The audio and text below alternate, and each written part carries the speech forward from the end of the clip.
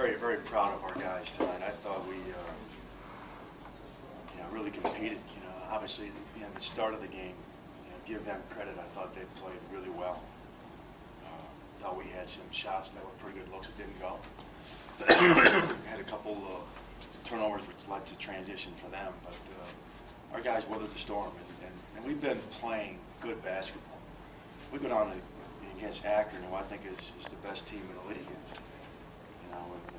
battle, tooth and nail, and obviously didn't win the game. Then we come home to Buffalo.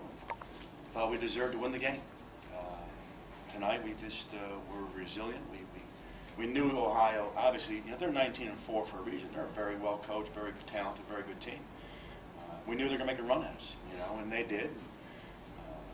We didn't handle the press at times very well, but overall, just we had some guys make some big plays, and really proud of Matt Smith. He's had a season where he's been sick. He's had some other things go on. Just very, very proud of how he. And I think that's what we saw tonight with the Matt Smith that I'd like to think we can, hopefully in the future expect to have all the time. And Ryan Pearson. What can you say? I mean, obviously, people in the league understand how good of a player he is, and I thought Juice tonight really stepped up and played well. It takes time to get a team's chemistry together, and you threw guys together, and they're playing together for the first time this year. Is this a team that you're hoping peaks MAC tournament time, and you can forget the regular season start? Because when you get a neutral court, you like that situation. And this is the first time I've added a mid-semester transfer in my coaching career. And I've always heard how hard it is. It really is. When you lose a guy that semester and then add another guy, it was difficult adding Curtis and just getting guys to mesh. And I've never had a team that was such. The chemistry was so strong off the court, but on the court, our chemistry wasn't always very good, and it wasn't necessarily on the offensive end or selfishness or guys complaining. It was more on the defensive end or trusting each other. And I'd like to think we're going to be, playing our best basketball on the stretch. We're not very deep, but we are pretty talented at some positions, and I'd like to think that we can keep getting better, and we have gotten better. It hasn't shown in wins sometimes, but we have gotten a lot better, and we got to continue to get better. Todd, you mentioned shaky confidence with some of your guys in the past. What difference did you see in them tonight, especially the way you guys started the game? Well, when you lose 6 games at the buzzer, and you know what, in Buffalo, it's a 7-point game, but let's face it, that was a 1-possession game too. That wears on your confidence. Guys start to question themselves. They start to question each other. They start to question the coaches. I mean, that's just human nature. And this shows you how good a character guys we have. They stayed together. They believed in each other and stayed together. And that's not an easy thing to do. It really isn't. But I give them credit.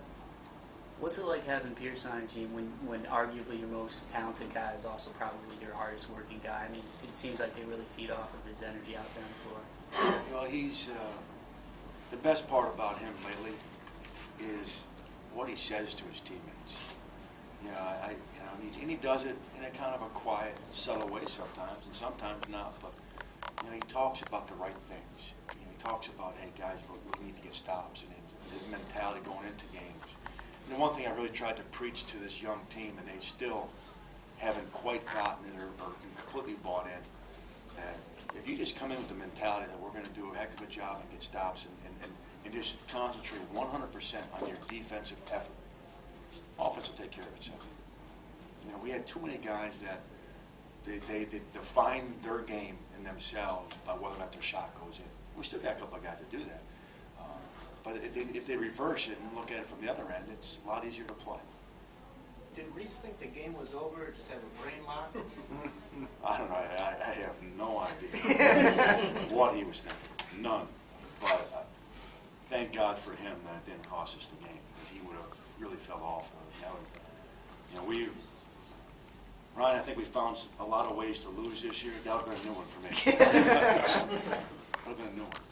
Effort-wise, especially on the offensive glass, it seemed like you guys really got after it today. Well, 2 guys, and Kurt, Reese had some, but you look at what Matt did and what Ryan Pearson did. They went to the glass and gave us some extra possessions. which helped because we had 16 turnovers, which, you know, we did a great job Saturday taking care of the ball, and tonight we had too many turnovers. Bowling Green game Saturday.